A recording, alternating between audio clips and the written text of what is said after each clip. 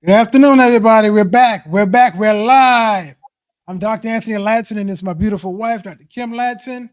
Say hello, Hey, good everybody. afternoon. Yeah, we're back. We're back. And I got a question for you. I'm gonna get right into this thing. I got a question for you. What do you think stops people from writing their best-selling book? Listen to what Hmm. I'm saying. What do you think stops people or prevents people from writing their best-selling book? That's a question I'm putting out to the audience. Because there's a lot of things that can stop people from writing their book. Might be time. They don't have enough time to write their book. They might not think they are good enough to write a Hmm. book. Look at the camera. They might not think they're good enough to write a book.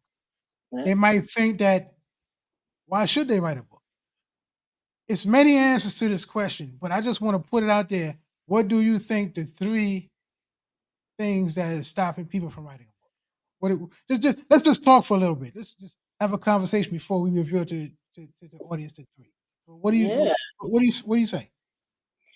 I mean, you know what? There's a lot of things, and I think it depends on the person, right? There's a lot of people who have a different opinion about themselves, about their capabilities, and sometimes it's easy for us to believe that other people could do it. Like we hear these great names writing a book, T.D. Jakes, and whatever, maybe any other one in different realms. Don't have to be in the Christian realm, but other people who write books and say, hey, you may say, well, they can do it, but I can't do it. I don't have the ability to do it. I don't have the resources to do it. Like you mentioned, I mean, I have the time to do it. You know. Yeah, that's one of the mindsets and for the people that's in the feed, type in there what do you think are some of the things that's preventing people from writing their best selling book. Just type in the feed. But another aspect of that is it's the mind. I believe it's a mindset because a lot of people think they got to be perfect or they have to have everything lined up before they even start to write Hmm. a book. And tell the truth, you already written a book. You might say, even if you never picked up a pen, put it to a piece of paper, you already wrote a book. And you say, well, how did I write a book if I never picked up a piece of paper and put a pen to the paper? How did I write a book? Your life. Your life is a book, just that you didn't put it on paper, just that nobody else can see it, nobody else can read it. You're the only one that understands what's in that book because you have lived it. Your Mm. everyday life is a book. Wow. I'm gonna give you. That, I'm gonna give you. I'm gonna give you an example. Let's just say Timmy. Timmy's 6 years old, and he's living his life. You know, his mother and his father's at home, and he go to school every day, and he plays in the playground with his friends. He got a bunch of friends. Then he comes home, and he sees his aunt that lived down the block, and his best friend Samson live across the street, and he have a great life. And then something happens. And something happened that causes him to think, "I'm only 6 years old, but I have a good life." Could that be possible? I'm just making a story up. But could that be possible? yeah. What do you say? No, I think so. I think it could be possible. First of all, I think that what you just said, we a lot of times we do these videos, we have write down moments, right? We have Mhm. things that are memorable. We should write that down. My life is a book. Our lives are books. Your life is a book. And you're right, even at 6 years old, I mean, that's a story, but some of us have children. Think of your child, even at the point that he or she's at right now, has a book. Like their life can be a book, something exciting or life changing, some experience that they, perhaps underwent can share and be beneficial to the world. Yes, because to go on with the story, even at Hmm. 6 years old, they might not know a lot of Yeah. things, but they can have in their mind, in their limited knowledge, Hmm. this is good. And as we grow older, we can say, this is a good life. Yeah. Now, in your age of 25, 35, I'm 30 years old. No, I don't look older. 30 years old. Yeah, okay. You think back over your life Ah, on the things that you overcame and the challenges you went through as a child. And you say to yourself, that was a good life. I remember, you know, riding my big wheel. How many people remember the big wheel? I riding my big wheel down the street and pulling the red level and swinging all the way around. That was a good day for me.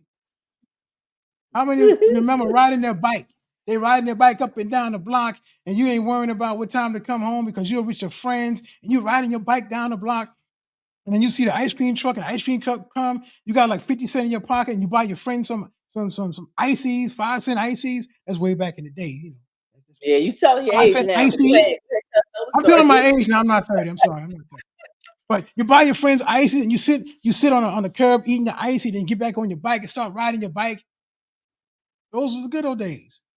Those was Yeah. the good days that you can remember back saying that I remember having fun with my friends. We rode our bikes. We had ice cream or ices, and then we rode our bike again with our sticky fingers because of the icy melting our hands. Nobody will know that unless you told somebody that. Mhm. Nobody will know that unless you put it out there and let them feel what you felt when you was riding that bike with your friends. Mhm. You can have an emotional moment on paper that everybody else can read so they can feel how you felt at that time period. Yeah. So when you're saying I never wrote a book before, I never put it on a piece of paper. You have it in your heart. It's written in your heart. So if it's written in your heart, you know what was written in your heart from those feelings. Because everything Mhm. that you experience is in your memory. Everything that you go through is in those cells in your memory. It's called cells of recognition. The cells of Mhm. recognition takes a That's stamp of not only what happened, the image of what happened, but how you feel. And since how you that's right. feel connects it to that cell, even if you never rode a, even if you, let me put it this way, even if you don't ride a bike now, you see somebody riding a bike and it was the same color bike or the same style bike, that cell of recognition will pop up and it'll come in your memory, in your mind. Oh, remember I had a bike like that. And then Mhm. the other cell that's connected to that bike or that emotion that you had when you were with your friends, they say, yeah, I remember riding a bike just like that with Peter and Steven. Then that memory will get connected to the other cell that had the ice cream or the icy, and it be connected to it and say, man, I remember riding my bike with Steven and Peter. Yeah, we had ices. And man, that icy was good. I remember I had the red icy and he had the yellow icy. The yellow icy was lemon. So we mixed it together and it was rainbow. That's an emotional feeling that you have that you, if you put it on paper, somebody could read your life. They can read your experiences in your life. And even if they never rode a bike before, if you put your emotion in that page that you have written, that you pulled out from your heart, they can Mhm. experience the same thing you experience. They might not experience it exactly how you experience it, but they can have a emotional tie moment just Mhm. from reading from your experiences on that paper. That's just saying stuff you did. Now, if you overcame a challenge, I'm getting too far into this. We doing some teaching now. We doing teaching now, right? I call this teaching. Yeah, we know this is good. This is good. I was gonna If say, if you put that on paper, your experiences, if you overcame something, that's the next level. If you overcame a challenge or an issue and you put that on paper with the emotion attached to it and how you overcame it, that's what is a best-selling book. that's right. That's that's right. A book is it really what it is. A book is a heart to heart communication. It's about a heart to heart connection. And even though we may be in different places, we may have different lives as human beings, we have similar experiences, right?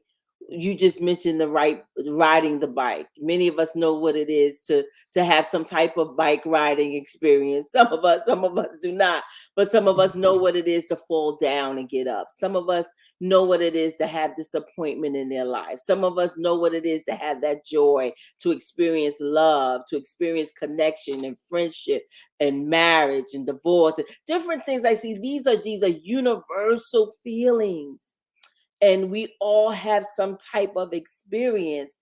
And when you put it in the book, you're connecting with other people with heart. That's why it's so good to put your heart in it. Get out of your mind and get into your heart. And when you make that heart to heart connection, that's what makes it powerful. That's a powerful statement. That's a powerful, Mhm. powerful statement. So let's get into it. Yeah. Let's get All into right. what are the three myths that stop people from writing their best-selling book. Let's go with Mhm. number one. This is a myth because a lot of people say, "I'm not talented enough to write a book. What do I do? How do I write a book? How do I put it together?" You're talented enough. Don't even put that in your mind. You're not. Take the not out. Just say, "I'm talented enough." But type in the feed, "I'm talented enough. I am enough to Mhm. write my best-selling book." Yeah. Like you see on here, say some aspiring Yep. authors may believe they lack the innate talent required to write a best-selling book. You can write a Mhm. best-selling book. Because like I said before, if you was here in the beginning, if you wasn't here in the beginning, I'm gonna refresh your memory. Mhm. You already written a book and it's in your heart. Every experience you have, every challenge you go through, everything you experience, you have an Mhm. emotional tie to it. Even if it's not an emotional tie to it, but most likely it's an emotional tie to it. That's the book that's written on and in your heart. If you could transfer it out of your heart into your head, into your hands, and on a page, that's a method of a best-selling book. Yep. I'm putting in a feed. I'm writing as you talking. Like I'm talented enough to write my best selling book. And this is, I want people to grab hold to that. You are talented enough to write your best selling book. If you have experience, see, this was the qualification. Qualification is not a college degree. A qualification is not a certain amount of money in the bank. Mhm. Qualification is not connection. The fact that what gives you the right to write a book, a best selling book, is your experience, is your life. Your life. You just said it in the beginning. Our lives are the book. That's what the book is. And I guarantee you, for those of you who are watching, if I had a conversation with you and I said to you, uh, can you give me some three points that you've learned about life? Can you give me three things that you've learned about life? Many of us can go say, we can name the three things. Well, Kim, Mhm. this is what I've learned about life at this point in my life. Those three things alone can be put in a book. Those Yes. three things alone can change someone's life, can change someone's life. You don't need a college degree to write a book. Sure don't. You sure don't. So I know a lot of. No, I ain't gonna say that. Let me put that. Let me take that back. Let me take that back. But let's just put it like this. I know a lot of people who never went to college written a book.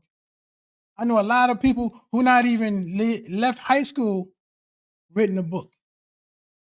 I know a lot of people. Well, I don't know a lot of people. I've seen a lot of people that didn't even leave junior high school or elementary school write a book. And it's not as hard as you Mhm. think. You can write. I know some people. You can write one chapter of a book, then put illustration and some words underneath the illustration. That's a book. Mhm. Don't think a book have to be 200, 300, 400 pages or 150 pages. It could be 200 pages, but it could be little paragraphs, illustration, paragraph illustration. Make a point, tell your story, make a point, tell a story, and keep on going. But it doesn't have to be every page have to be filled up with words. Get your mindset shaped in what is a book. If you do it the right way, it could be your best-selling book. Look at the title, what I put. Your best-selling book. And that's another myth I want to just put in right now. I just thought about it. Here's a Mhm. myth. What is a best-selling book? Is it a best-selling book? Is what Barnes and Noble say? Is a best-selling book what Amazon say? I said, what is their best-selling book?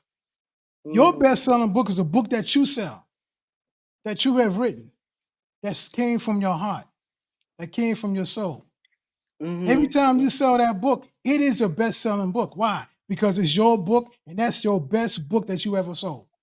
That's the best book that you ever written. Why? You might have written 10 books, but the best-selling book is a book that sells.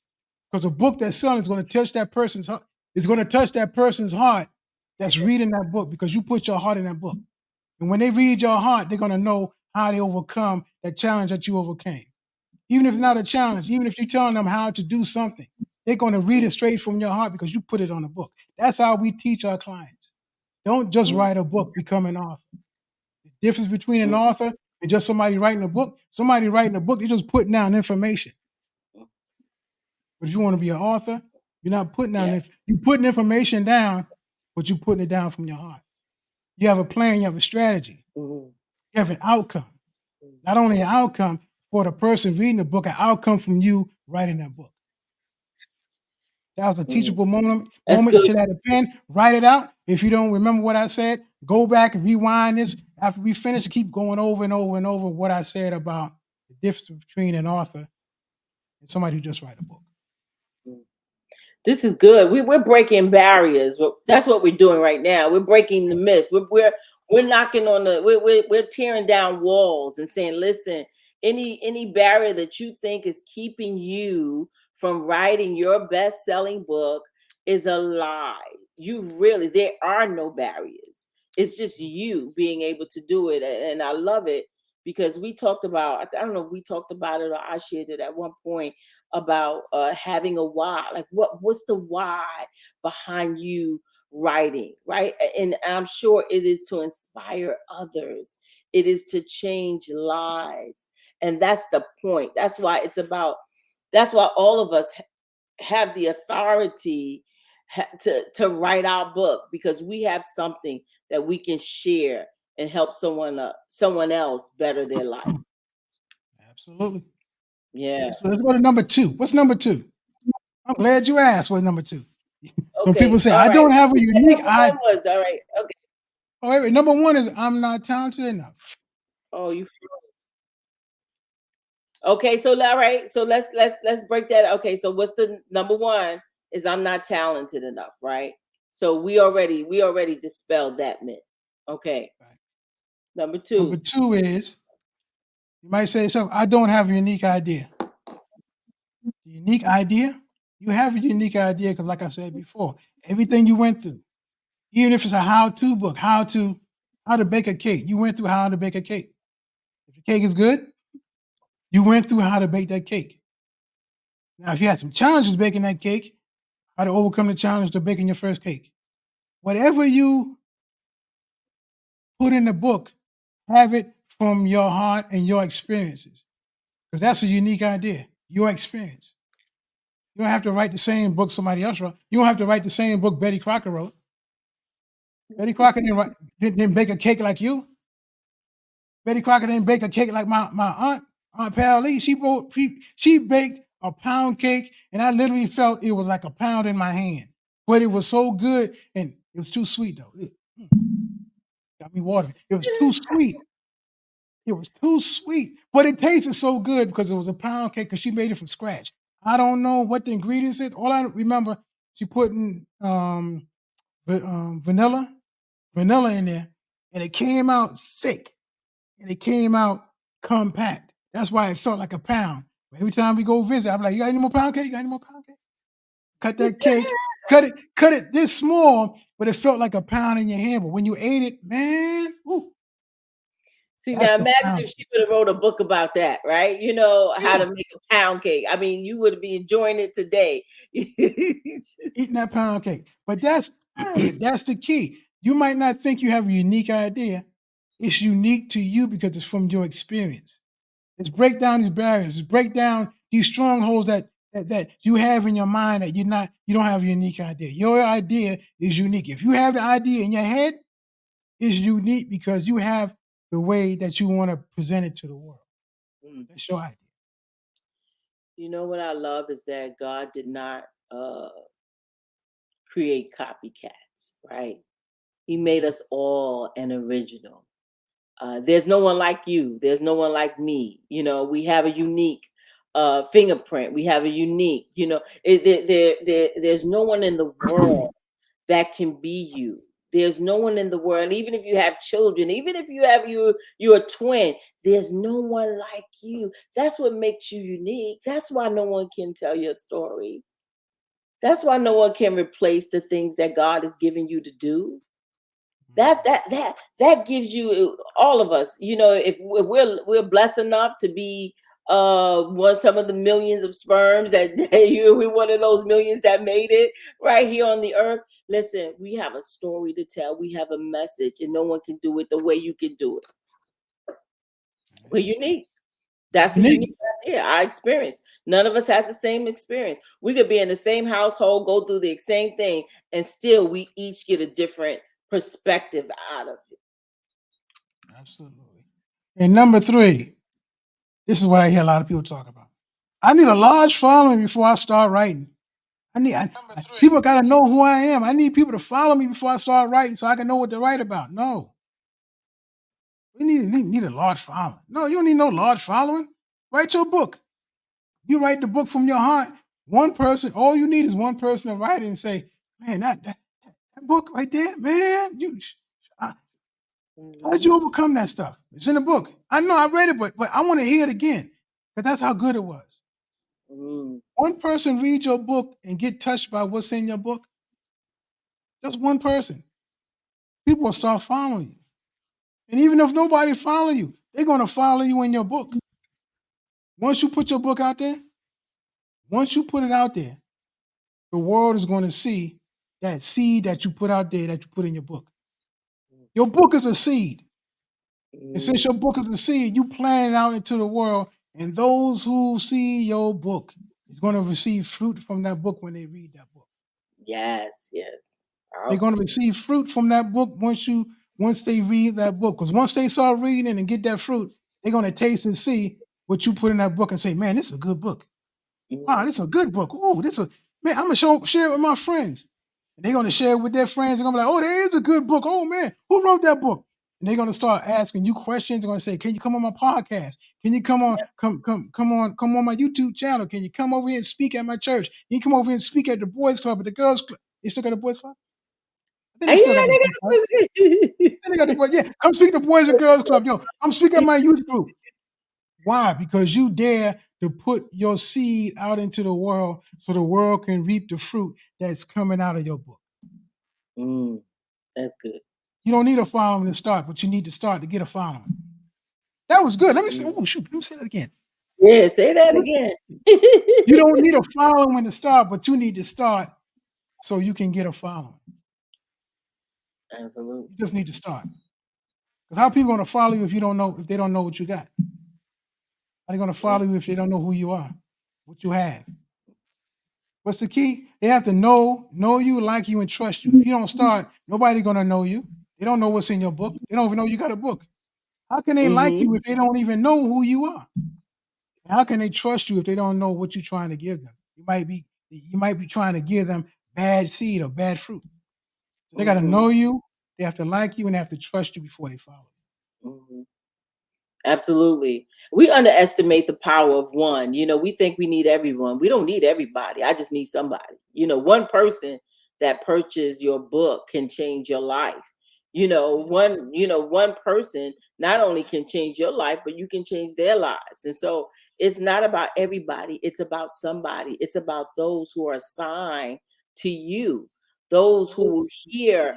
There are some people who they hear your message, it's going to resonate in their lives. And that's who you want, right? You want those people who are connected to your story, those people who will be inspired by your story. And that's not everybody. Let's just be for real. Everyone you. is not going to buy your book. People say, Mhm. oh, I'm writing to everyone. Everyone's not going to buy. But there are some people who will buy it. Yeah. And that's who you want to cater to. And that's who you want to speak to. And that shows up, as you said, Dr. Latson, as you put yourself out there, then your following will show up. They're waiting for you. They're waiting for you. They're waiting for you. So those are the three myths that stop people from writing their best-selling book.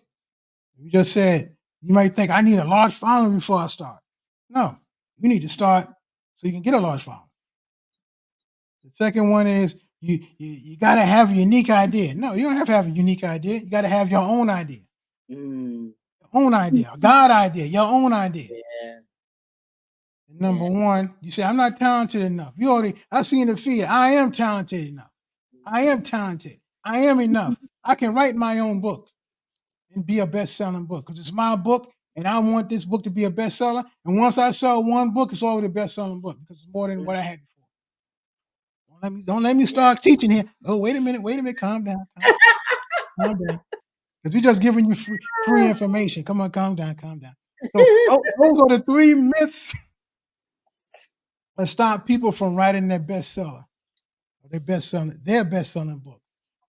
So, this is the teaching that we had today. We went a little bit longer than we normally would go. We're going to keep it like 20 minutes, but it got so good. We did some teaching here, and type in the feed what you got out of it. Let us know any other questions that you might have that you want to type in the feed. We might come on again later on, or maybe tomorrow and give another lesson, another training, or what do you want to call this? But we just want to have a conversation on letting you know you can write a book. Absolutely. You can become an author, not just writing your book. Absolutely. You become an author with strategies and techniques on how to write your best-selling book. Yes. So until next time, I'm Dr. Anthony Latson, and this is my wife, Dr. Kim Latson, and we're saying be blessed. Be blessed.